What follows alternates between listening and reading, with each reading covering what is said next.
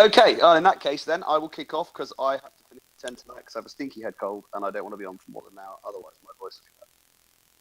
Yeah, it's going around. So we will start off with a war roundup. And as the Nerf Cowboy is here, ready to rock and roll, he can start with the Bristol Blast. Yeah, where to start? We had a good turnout.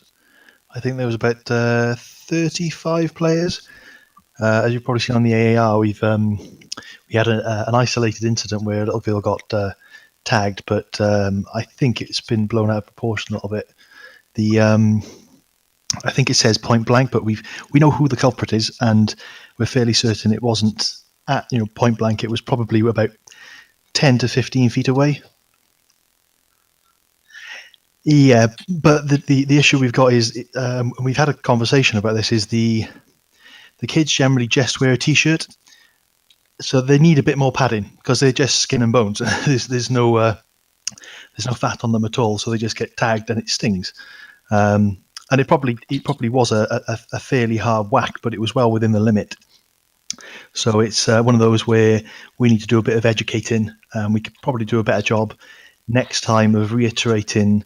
Just be mindful of the kids. When we've some of the suggestions around hand tags is really good. But in general, most of the guys have probably been along to a Bristol Blast or that kind of event. You don't really get the opportunity to tag somebody that much. There was another incident on the day, but again, it was about 15 feet away, where Sam got tagged. But Sam's not to be derogatory, he's a crier. He just does. Anything could set him off. But it wasn't a particularly hard shot. It caught him in the shoulder. He was tagged, and he was upset about it. But in terms of the event itself, we had a great day. The weather was fab. There was one part of the building that was blocked off, but that didn't really. I don't think it changed any of the game dynamics. In fact, it made it a little bit more interesting because you couldn't use the main hallway. You had to go outside. Yeah, the main entrance where the bishop's office is, they were doing renovations with the lights and stuff, so they closed that bit off. You could still use part of the hallway, but and the top of the T junction, but it was mainly through that T junction and outside that most of it happened. But all of the previous, like all the drainage works they were doing, that was all done and dusted. So we had the full outside to use, and it was good. We got about 7 games in, I think, which was more than usual. It was a good turnout. We had a couple of new people, and it was good fun.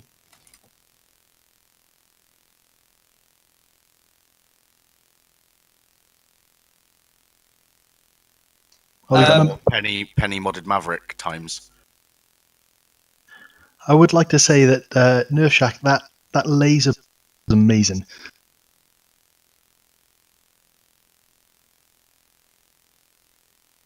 Yeah, it was pretty good. Is that a far shot or something? Do you know? I don't even know what it's called. It is the small one. It's like the Halo pistol, but the cheaper version. Yeah, the far shot. What did it have in it? Just a K26. Yeah, they're evil with that. It's only a little one. It's going to be integrated into a Scout soon. Nice. Well, hopefully, yeah. Who else have we had?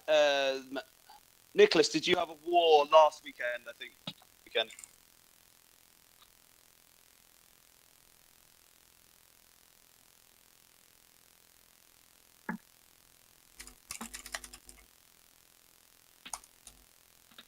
And I hear there's mutterings afoot of a second Danish game that spawned. I saw you talk about earlier.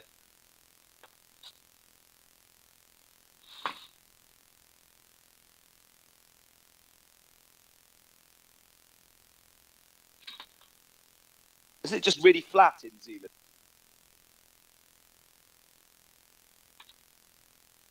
And that's a sand dune. But you've got also that fort looked really interesting when we're talking about other things. Now, I think, we've got Al's here. So, Al, you had a game too, did you not, this week?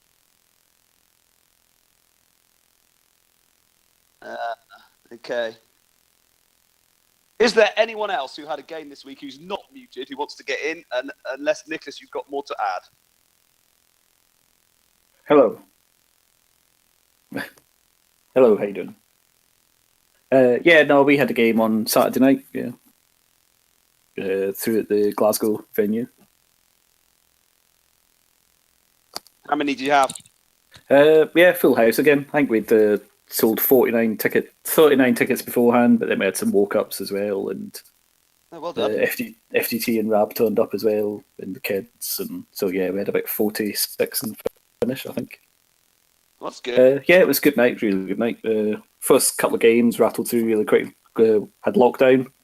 We had 3 Nemesis and a Hera in the park, so the lockdowns went quite well, quite quickly, because they just, yeah, there was Stock or modded?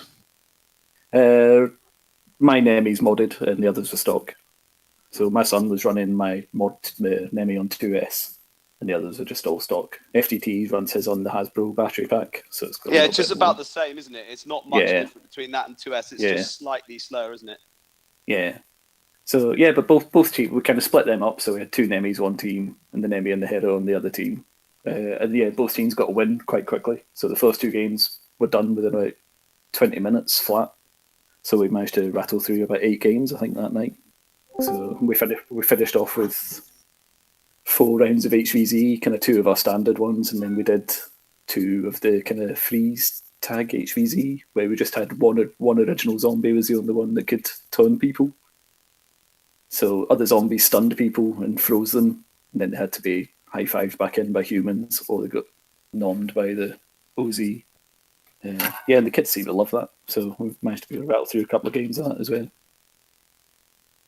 Yeah, it's hard work for the original zombie, but we had FTT's eldest son. He's the basketball player, so he's really quite fit and fast, and he was. Yeah, so obviously he has to run around, and he's the only one that can turn people, so he has to run the entire park all night, tagging everyone to get them turned into zombies. So he was absolutely flat out by the end of that. So for the second game, we split it up and gave them 2 original zombies, so they could split the load a wee bit. I would give the original zombie a little bit of invincibility timer. So he's got, if you tag the OZ, he's got a 10-second invincibility. That'll even it out. Yeah, we gave them 5 seconds. The zombies. So it's quite big, that park, isn't it? The Glasgow one is, yeah, it's good. It's a big square park compared to the other ones. It's a nice square shape and it's quite open. There's only the high ramps are just at the edge. There's no big high ramps in the middle or anything. So it's a really good layout. Nicholas, you had something else to add, did you not, at the end?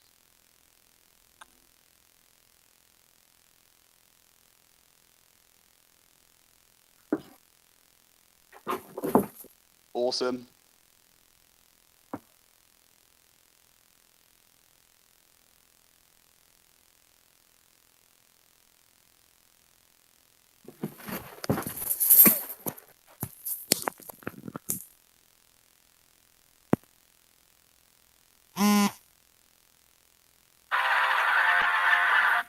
Oh, someone's calling Al. Sorry, so my music just switched on my phone for some reason. That's an old guy thing, isn't it? See, young people never have that unless they intentionally do it to annoy you. So, any more wars? I think that's it for wars, is it not?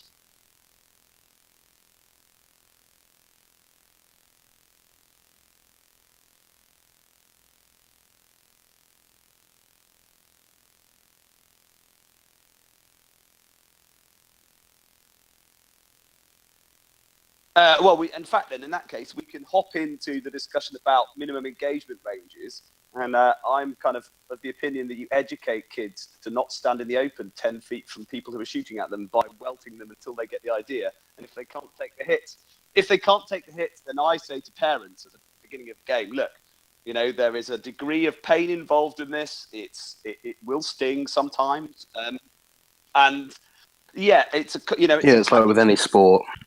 Yeah, there is a degree of pain. The degree of risk is minimised. That's why we wear specs, and we have a safety briefing, and why we have marshals, and why we have control of the games, and why we have people with radios running around doing things, but that it's unavoidable that you will at some point get hit by a pointy foam dart that may sting a little, and it's unfortunate when kids get stung and don't like it. But I'm kind of the opinion. Well, in fact, I had to turn a lad away this week, which I haven't had to do before. And I said to him, there was 2 8-year-olds turned up, and I couldn't really kick them out. I sent them home to go and get consent forms signed. And I said to them, look, there is a degree of pain involved in this. If you don't like getting shot, then you are going to find this game uncomfortable. And if you do, we'll put you in a safe spot. You can sit, hang out, and watch everyone else get shot and laugh at them instead. And one guy just really couldn't get it. It was just too much for him. And he stood in a doorway in what we call the corridor of death, which, the top of the tea corridor in the chapels, where there's always like foam raining in the top of the tea. Yep. Yeah. Yeah, it's like that, only it's one door that comes out of this corridor. And normally what happens is people with automatic weapons get into the middle of the corridor, hunker down and just blatter the door. And if you stand up in it, in the kill corridor, you get pasted. And this lad stood in the kill corridor twice, and he copped about 15 Nemesis rounds. And then I had a rapid strike that I put honey badgers in on stock wheels, thinking that would keep me under 100. And I'm not sure that it is, because I found some dents in the wall later on. So I'm not sure that might be a little bit pokey. So I might have to look at that over the chrono. And I think he copped a few of those. And we'd already armoured him, my motocross armour, which on an 8-year-old is huge. So he wasn't as badly stung as he could have been. But I think that kind of put him off a little bit. But I think that there's a bit of natural selection, isn't there, in some of that? Absolutely. I think from our perspective, it was disappointing that the parent didn't come and speak to us. We could have tried to put something right, or at least reassured them and kept an eye out. But the other thing as well is both of the incidents that I should call them incidents. Both of the shots that happened to players that they've been to maybe double-figure events. So it's just a little bit frustrating from an organiser's perspective. Yeah. And you can do everything to minimise those kinds of things. And sometimes kids just do random stuff, and you can't really account for that. And sometimes they won't tell their parents. They'll just go and sulk in a corner. I mean, I've seen adults go sulk in a bloody corner for crying out loud. This is true. And, there's nothing to be done about it. Hello. You have to let them go and sulk Hi, Rob. and then deal with it later. How we doing? I got in. Magic.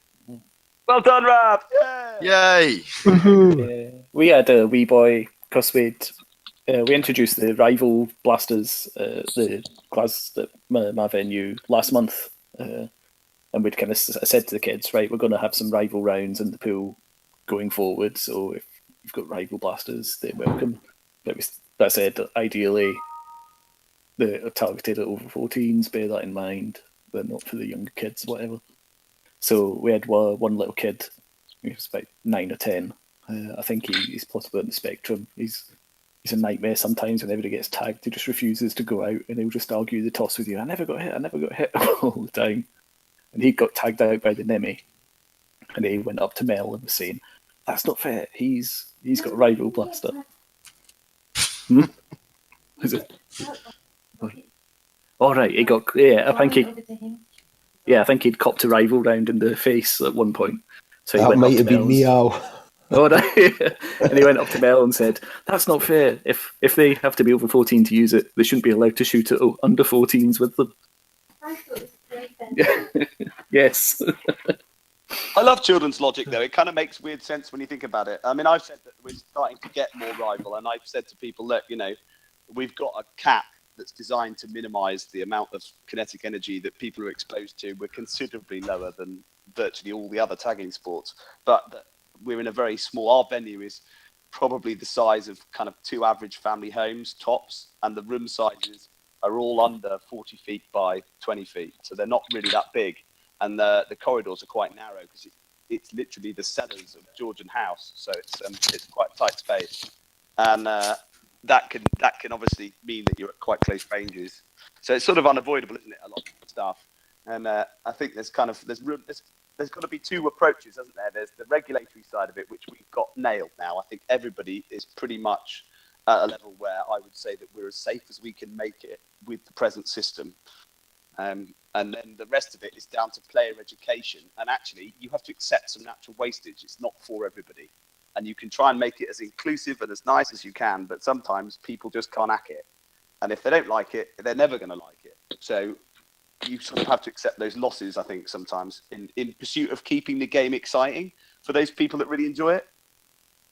Yeah. Is there a rule that states that if you get caught with your eyeglasses off during a game more than, let's say, 3 times or so, you're out for that game? Yeah, I have we an issue immediate warnings. clause. Mhm. I have an It's immediate not necessarily clause. a bad rule. As a science teacher, I mean, I've got that. I do a similar thing during practicals where if you take your eye protection off more than like I catch you with your eye protection off like twice something right, you're sitting the practical out and you're going in another room. Yeah, that's fair. I've got a one warning for that. I just one warning, and if you don't take notice of the warning, then you sit out and you get put in a room with no darts flying, and then you come back in the next game and you try again. And I'll keep doing that. And if you fail, I mean, this little lad, one of the problems was that he wouldn't keep his specs on. And I said to his dad, look, I'm concerned about him getting a dart in the eye. I don't want anyone to get a black eye off of one of my games. And I've got it in my TNC. And it just says that if you sign the consent form, you agree to the TNC. So I've got them anyway, because I can say, well, you sign this form. I gave you personally a copy of the TNC when you signed the form. There's what it says. Eye protection must be worn at all times. And it says at the bottom, by signing the consent form, I accept these terms and conditions and agree to abide by them. Then they're done. So I can't really have any argument then. Yeah, there was one little boy at Bristol Blast who just kept taking his glasses. He didn't want to wear them, didn't want to wear them, didn't want to wear them. And I just said to him, look, you're going to get hurt. And if you don't put them on, you're going to really get hurt. And his mum just said to me, she asked me what was going on. So I explained it to her. And she made him go and sit inside until he had to put his glasses on. That was good. Yeah, thank you for that. I didn't catch that on the day, and I don't think anybody else did. But thank you for doing that. No, that's right. I didn't want to step on anybody's toes by telling people what to do. But I just thought it's a sensible move. You don't want a kid, and he was a very absolutely. very small kid as well. So you just really don't want to get anybody hurt, especially what we've been going around the news lately as well. Absolutely. Yeah, that was on my mind this week. I don't know about you guys, but that was certainly in the back of my mind that I didn't fancy any eye injuries this week when it was in people's minds. And I had 6 new guys, so I was probably harder than I would have been normally. But that's it, exactly. Yeah, that's it. Yeah, I brought it up in my safety briefing on Saturday night, just in case any of the parents had seen it and stuff. So had they seen anything? And did any parents raise with you? No, nobody mentioned anything. But we are. I mean, with the safety briefing, we explain no glasses, no play, and they'll get warned during the game. FTT is slightly different. So obviously, we're running 3-4 dedicated refs, so we can keep a very close eye on them, and it's quite a compact space as well. Yeah. So we're quite good at keeping on top of it. We've never had to actually put anyone out for it, but yeah.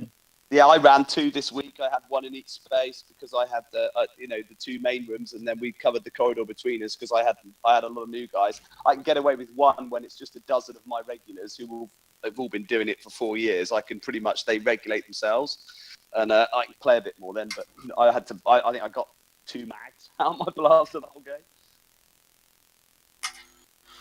I'm lucky I've got a couple of other people now. Some of my lads have all turned 18, and 1 or 2 of my guys have been working with me for 4 years. So they're pretty well trained now. I mean, I've been doing it since 2013. So I've got some that have done the whole 4 years, and they started off working with me as young volunteers in the youth club, and then now they're adults. They can help run games, which is really useful. This all makes me sad that I only got into Nerf since January. You didn't miss much. We spent like 3 years playing once a year. I mean, you guys in the rain, in the rain in the woods in Windsor, To be fair, I feel like I've come in at the right time with things like fangs and CC wheels and all this sort of stuff that just makes it all. Well, that leads much us easier. Yeah, it is much easier, and that leads us rather neatly. Now we've had the range distance discussion into, and I have to say, I didn't feel like anybody in BritNerf and that's organising games through the forum or otherwise has done anything other than exemplary safety practice, and I think that is reflected in our generally good record. And I think we're all really conscious of no matter what age range we're playing with, be it adults or kids, and I think that was shown at BOB. as well, where we had, an extremely irresponsible play space. If we wanted to be really naughty there, we could have been as naughty as we wanted. And actually, I think that everybody is safety conscious, and I think that needs to continue. And I was very heartened to see other game organisers supporting each other and saying, "Oh, look, if there's stuff we can learn from, and if there's stuff we can help with, then we'll all help each other." And that is what we want to see going forward, I think. And that if people do have persistent lessons that they're picking up, be afraid to share them. And I would hope that other game organisers wouldn't judge somebody for coming forwards and saying, "Well, we had this issue." Because remember, the first part of a culture of safety is being open and honest about mistakes or things that you've observed, and for other people to not judge those people who have had to react to those situations, but to offer ways of avoiding them in future and to work together to do that. I think that's important. I think the people organising the wars currently are sensible enough that they're all going to do that anyway, and that's down to our community and to who we are as people as well. Yeah.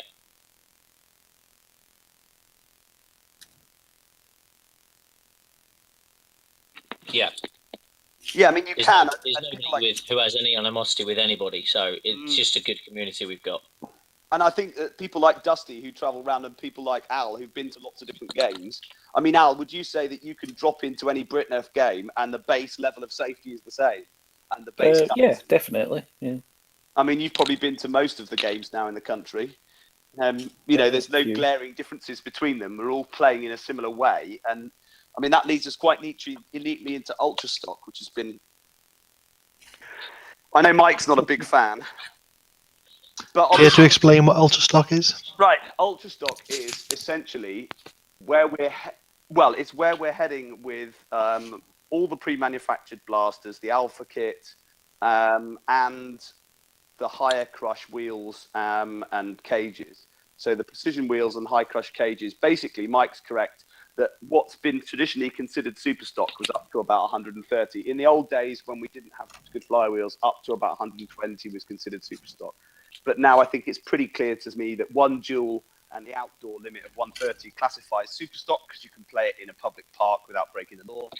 And then you have ultra stock, which is essentially unrestricted to whatever level you would like. I would suggest that 200 feet per second or 170, 180 is a sensible cap for ultra stock in this country, because that's a level that's easily attainable and doesn't mean you're playing paintball. If you want to play 250 FPS, then by all means go play paintball. It's here, it's cheaper, the equipment's better. You can go and buy a setup for 300 quid and go shoot paint if that's what you want to do. But there's the upper limit has never really been thought about. So what we're talking about with ultra stock is we're talking about anything over 130, and I've got to say Battle of Britain is pretty much what I would envisage an ultra stock game to look like. I don't know what other people would envisage that to look like, and that's why I thought it would be an interesting discussion to have. And also, is there a place for? I would argue probably not at some of the venues we are currently in, but is there a place for? Because all the chapels, remember, legally count as private property. So there's nothing to stop you running some higher powered stuff at chapels in the outside spaces, for example, similar to the rules in airsoft, where marksman rifles are allowed to be at a higher limit, but have a bigger freeze distance on them, which obviously then puts your onus onto player education and player discipline.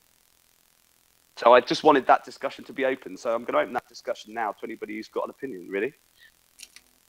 I'd love to be able to use my Doominator. So not Doominator. Yeah, get it right. Yeah, I can't. Doomsayer, thank you very much. I'd love to be able to use my Doomsayer somewhere, but that will draw blood. So I'm quite happy doing super stock. I think, Dichrono, your Doomsayer, I don't think your Doomsayer wasn't at a level that I would say was ridiculously high. What ammunition were you shooting? You haven't chronoed it now. Oh, right. What have you put in it now? Well, the seal is 100%. Yes. It's got a K26 and a Nerf. Was it 16 kilogram Nerf turf? Right. Yeah, that's going to be pretty high. Yeah, it almost went through my garage door. Nice. So yeah. So essentially, it's a paintball gun. Well, yeah, basically, but I've only done that just because. Why not? Oh yeah, definitely. I think everyone has never going to be used on anybody. Yeah. But then, I mean, you could take the spring out and go back to the K26 and you'd be banging ultra stock. Oh yeah, definitely. There is that, but why? I've got plenty of other blasters to use, which with a higher capacity that I'd use for that.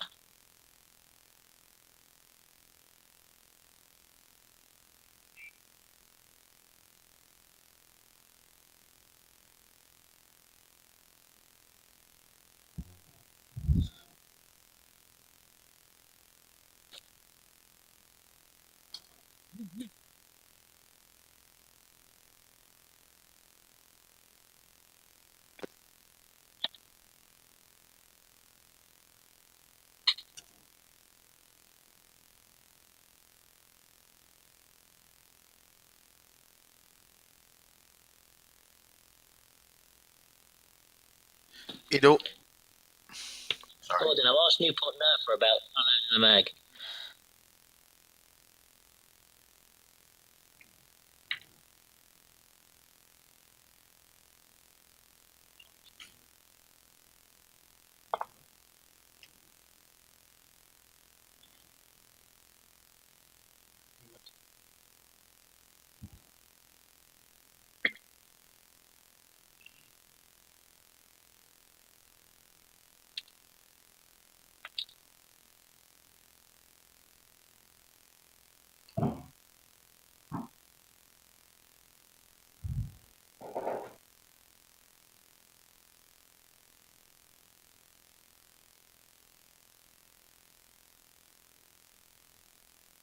But did you get, Mike? But the question is, Mike, did you get to say, "Help, help! I'm being suppressed"?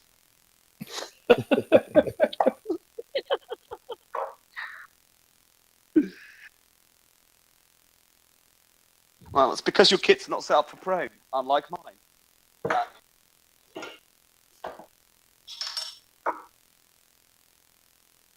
Quick hint, people, if you own a battle belt, turning it round backwards makes it awesome for prone and puts all your load well out the way, and you can dive headfirst into a bush. Nice. Come see the violence inherent in the system. Come and see. No, you forgot. Come and see the rival inherent in the system. Help, help! I'm being suppressed. Come on. So with that in mind, how do people feel about there effectively being two games on offer? If we look at those BOB type games where you're looking at a larger play space and a slightly older demographic where we're saying, you know, younger people and sort of 16 to 18 plus, and a bigger field where engagement distances are longer, but not somewhere that's effectively speedball, I feel that there's a space for an ultra stock game that is a halfway between airsoft and paintball, where paintball's not that accurate, to be honest, and the engagement distances, if you want to actually hit somebody, 60 feet is pretty bloody lucky to be hit by a paintball. They remind me a lot of shooting smoothbore muskets, especially ones more with people with Nerf darts than I ever hit with paintball balls. Absolutely. And you know, there's a degree of, you know, the windage on paintball barrels, especially when they're dirty or the crappy hire guns you get. Generally, you're talking about, you know, you're shooting at someone at 50 yards. You'll be lucky to hit where you actually aim. One shot in 6. Yeah. Also, why does everybody absolutely. paintball in the winter, for crying out loud? Oh, it's funny. It hurts more. Use harder paintballs and they don't break. Yeah. Just fall over in the I've mud, only though. ever been paintballing in the winter, and it sodding hurts. Yeah, you see, that's Oh God. See, that's another thing, is that actually, obviously in this country, we're going to be restricted in that winter really doesn't work terribly well for any tagging sport involving outside. I think we can all pretty much agree that winter in this country outside is something that was best left to farmers and people who like running around the countryside, enjoying themselves. In wellies. In wellies, yeah. Welly So- boots works. I mean, what do people feel about having... Imagine a game where you've essentially got a day game and it's in a bigger space, and then you've got a bigger limit. I think I there's like the idea. space for that. I do. I mean, it depends on what the limit is, but things like, you know, learning to make modular cages means that I can have a primary and swap it between, you know, 130 FPS and 170, 160, 170 with quite a lot of ease. Yeah, and I'd also, rather not go through the problem with the cages. I'd rather just have one blaster that's 130 and one blaster that's not. well, I've got the same. I just keep them in a big pile, and I go, oh, there's the really high power one, and there's the tier one, and I'll just take whichever one. Yeah. I mean, I get the idea behind modular cages. It just, for the faff of undoing a bloody blaster all the time, just take the modular cage out, put a new one in. No, I'll just swap blasters. And strifes are cheap enough, aren't they? I mean, you can have several strifes for not very much money, especially if you're buying them from Daisy Armourer.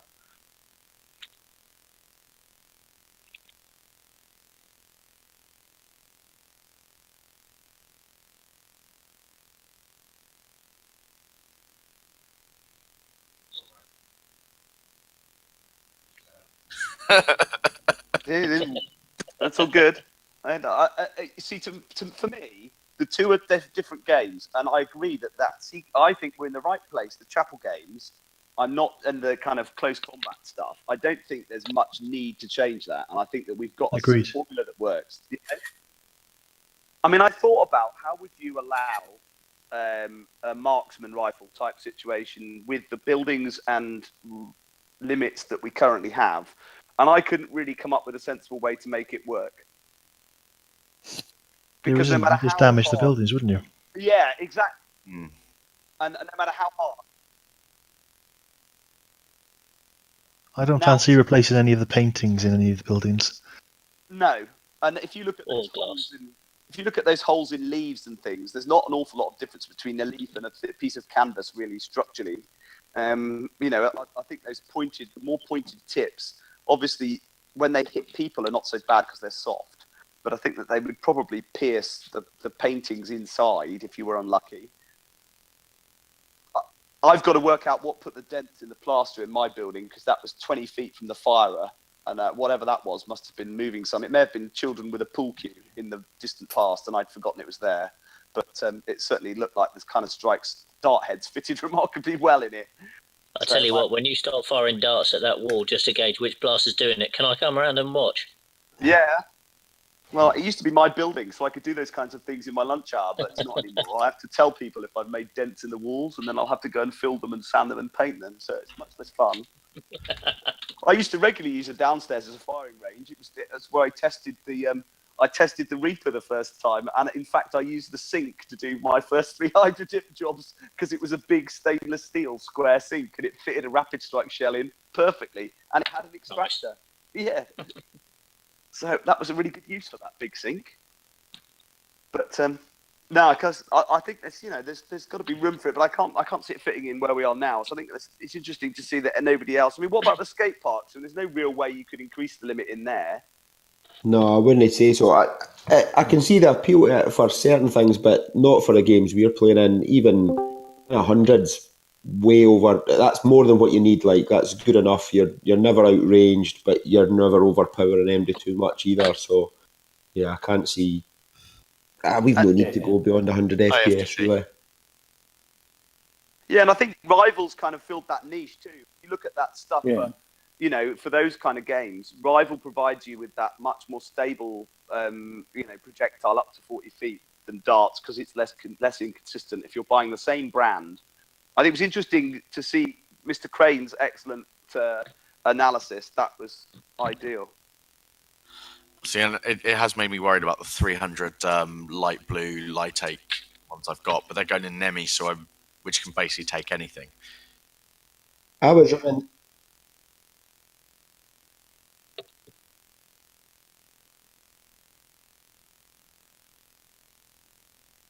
Yeah. It's been surprisingly effective at DSS. I was using those light blues on. Sorry, I was using those light blues on Saturday night, and they were fine, mate. They were one snapped in half, and the rest of them were fine. I have managed to. I did see one, I think, when I overpacked my hopper that actually got sliced by the. Yeah, I'd won the same. I don't know how it happened, but the rest were all right.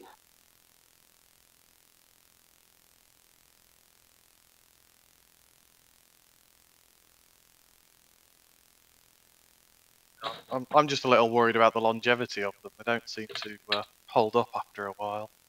It's very interesting about that, how the dye affects the foam composition, and I'm guessing that that's down to the chemical compounds in the dye and how they react with the EVA. Yeah, these Litex ones, they have like just a weird coating on them that starts to come off. Those Litex ones look really, really weird, really suspect. There was a few green ones showed up on Saturday night that were rock hard, like golf ball hard. Yeah. Yeah, we check the hardness of all the ones that we get in. When we buy them, I go and squish them all, and then if there's any really hard ones, I keep those for outdoors. I pocketed them to try and get FDT with it. To test them. No, I don't use the Princess and the Pea durometer test, no. Sorry, Rab, what was that? Yeah, I pocketed a few of Neil's super hard green ones to try and get them later on, but I couldn't get them.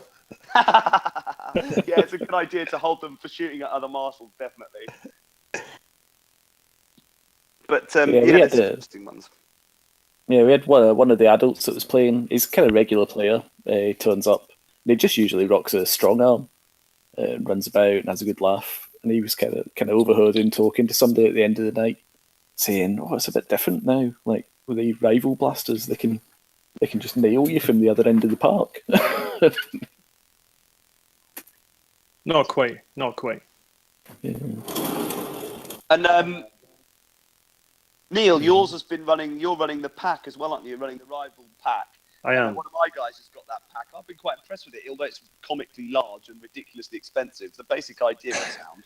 It's not ridiculously expensive in America, so I was quite happy to pick one up.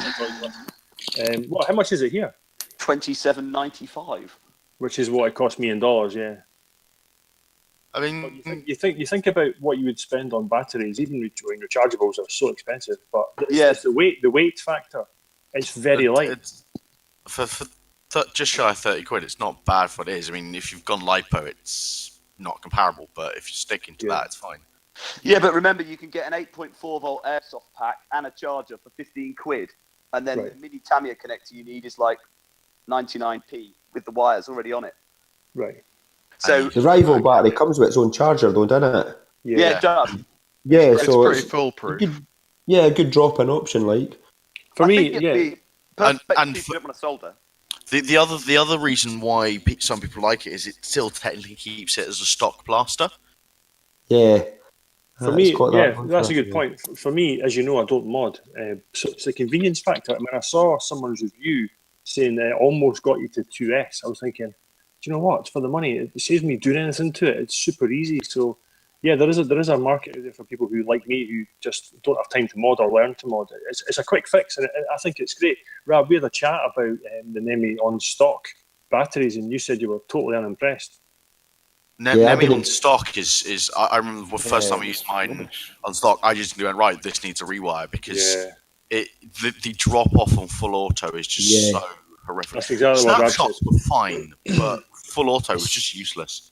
It was just a second shot. I didn't even bring mine because I knew I hadn't a chance to get it fixed. And I was like, every kid in this park's going to be after me because they see me with an Nemi and it's going to be shooting worse than anything else I've got. So I got left in the garage.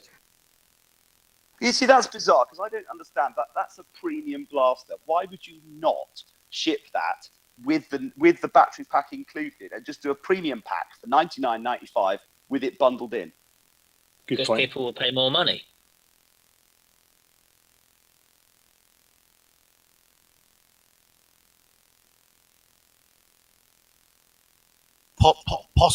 Possibly some more balls as well because you've lost some of the original 100 it comes with. Yeah, like the first day you owned it, they've all gone. Those things just vanish. I think the Hasbro ones have little legs and they pop out and they run off. There is some truth to that, I think. When their cleaner comes around my venue, she's now trained. Whoever does the cleaning there is trained and puts all the ammunition that they find in my drawer where they put my invoices and my mail. And every time there are more rival balls and darts in there, and every time the kids are really diligent about sweeping for rival balls because they know that we need them. I don't know where they go. I find that at Zone 74. In between rounds, the kids all come up to you with like 50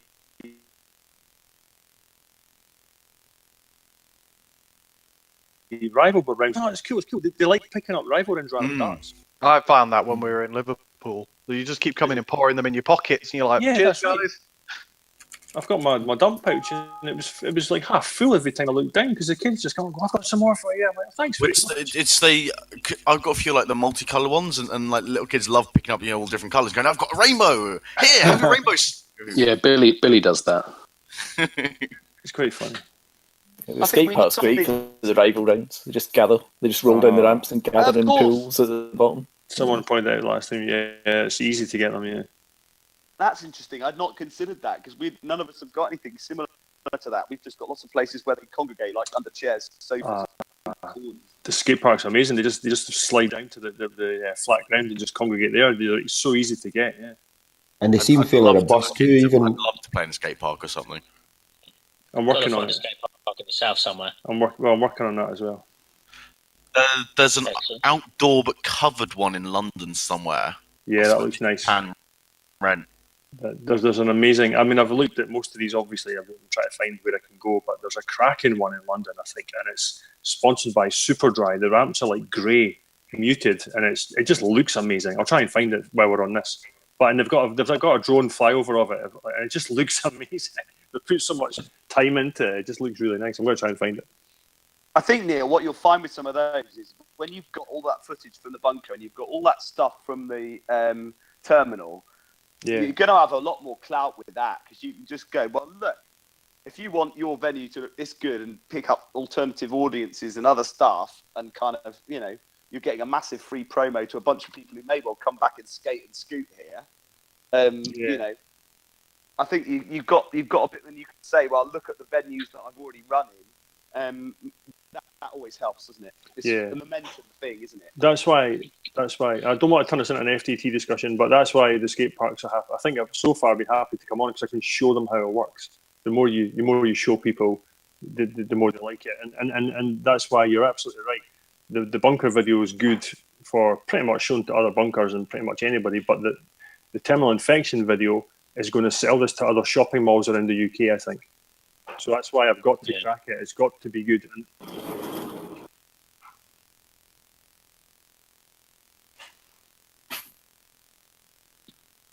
I really hope so. I mean, what happened at the bunker, just very quickly, was that we had Rabanal and the medics, who obviously featured quite a bit in the videos. I mean, I've got all 5 videos now. We're just dripping them out one a week. The next one will be out on Wednesday. That'll be the other outdoor round of our barrel run. But we had characters. You had a team commander, a medic, 2 medics, and you had a military commander in Big Al. You had a scientific commander in Rab. For terminal infection, I've already said the BritNerfers who are coming up, they're going to be the guys with the tack gear on and all the mags and looking the part. So I really want those guys to lead their teams and be those characters. So what's going to happen there is I'm going to say to the film crew, focus on these guys, the BritNerf guys. Get them in as many shots as you can, mix it in with little noobs and kids who don't know what they're doing and make it look quite fun. But focus on these guys, because what then happens is, forget your Drac and your Coop and Aaron SNO's guys, right? We're going to have the BritNerf guys. I want the BritNerf guys. I want their names known. There's Franks. There's Mr. Crane and all the names, so that we'll tag them. I might even do a wee sort of freeze frame like the A-Team where you have their name come up at the start. There's loads of ideas, but you're absolutely right that this will showcase the hobby and what's possible, what we could do. And then those guys get a bit of reputation. We'll do the same thing with Big Al and Rab again. Because they'll be refereeing, but they'll still be there. And then so as I've discussed before, I've got so many ideas for taking this hobby further and further and further. And one of those things is, and I keep coming back to it, that drone racing league was on again the other night on Sky Sports Mix. And the top 6 guys who always go around and play competitions, they all have the little player profiles. They go off and see what they do during the day, and what other sports they do and all this kind of stuff. We can do that. We can absolutely have that. FDS, what else do you get up to? And all this kind of stuff. We can do all that, and we can build these profiles up, and then people will know who the BritNerfers are. People who don't know Nerf will figure out who these guys are, and then the whole hobby. To a certain extent, that already happened because at Bristol Blast, Ratterman was there, and a kid went up to him and go, "Oh my god, I saw you at the foam day, the bunker video. That was amazing." There you go. So that's the start of it, exactly. Kate. That's the start. So I think I've got all these ideas for live streaming on YouTube, and if we eventually get a big sponsor, and I honestly think we can go out live and broadcast events live and get so many more people into this, and turn it into, I don't mean a spectator sport, but just get the profile even higher. I actually planned to YouTube live from the zone the other night, and because of the mall event, I just don't have that much time to investigate just now. I'm actually learning a lot of web stuff as I go with this event, because I'm having to. I'm setting up my own tickets, and I'm coming away from a ticket company to do my own tickets, hopefully by the end of this week. So there's a lot of learning to do there. So new stuff like YouTube Live, I just don't have time to learn it just now. But I am going to get to a skate park in the next couple of months. I'll take the kids along. It'll probably be zone actually, and then I'll just live stream from YouTube.